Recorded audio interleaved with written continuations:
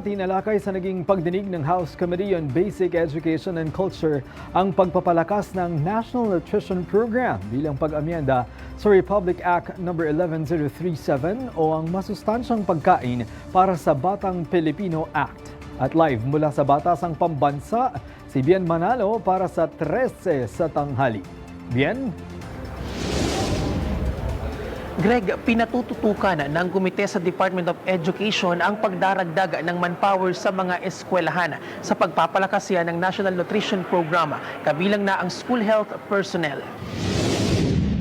Greg, binusisi rin ng komite ang Department of Interior and Local Government kung epektibo bang nagagamit ng mga lokal na pamahalaan ang kanilang budget sa pagbibigay suporta sa feeding program. Kinuwestiyon din ng komite kung may mga LGU ang hindi sumusuporta sa National Nutritional Program dahil sa kawalan ng pondo, gayong may nakalaang pondo sila para rito, kabilang ng Special Education Fund at Local Government Fund.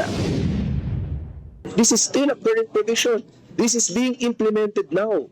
That is why I am surprised that it is your concern. Ibig sabihin, meron kayong alam na LGU na hindi nagpo-perform ng responsibility nila. And that is incumbent upon you, DILG, to tell us now. Sino itong mga local governments na ito?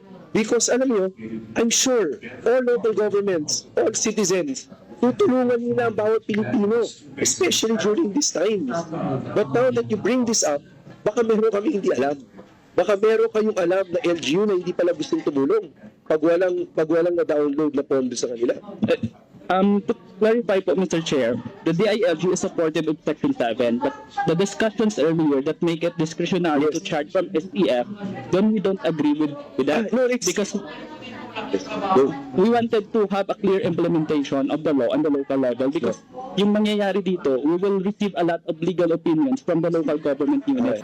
Greg, iminungkahi ng komite na dapat nang magkaroon ng feeding program sa buong academic calendar. Base kasi sa mandato, mayroong 180 classroom instructional days sa mga public school sa loob ng isang taon. Pero hindi ito nakukumpleto dahil na rin sa paghagupit ng kalamidad o sakuna. Kaya suwestyon nila na ipagpatuloy pa rin ang feeding program kahit makanselado ang klase. At ang mga lokal na pamahalaan ang nakatoka sa paghahatid ng pagkain sa bahay ng mga estudyante. Manggagaling sa budget ng DepEd ang ilalaang pondo para rito. Pero may mandato sa mga LGU na maaari nilang gamitin ang kanilang Special Education Fund at iba pang budget sakaling kailanganin. Iminungkahi rin na isama na sa feeding program ang summer remedial classes. Dapat maliwanag lang tayo at sa mata ng DepEd kasi sila mag-implement na when we refer to small section B, ibig sabihin na to, may school feeding program for the whole academic calendar regardless of how many instructional days ang meron. Basta from day 1 up to the day na last day, dapat meron school. Greg, inatasan naman ng komite ang Department of Education na tutukan ang kanilang mahigpit na kampanya laban sa malnutrisyon at pagkabansot bilang bahagi ng National Nutritional Program. Para sa totoong balita sa Bagong Pilipinas, Bien Manalo, 13 sa tanghali ng Congress TV.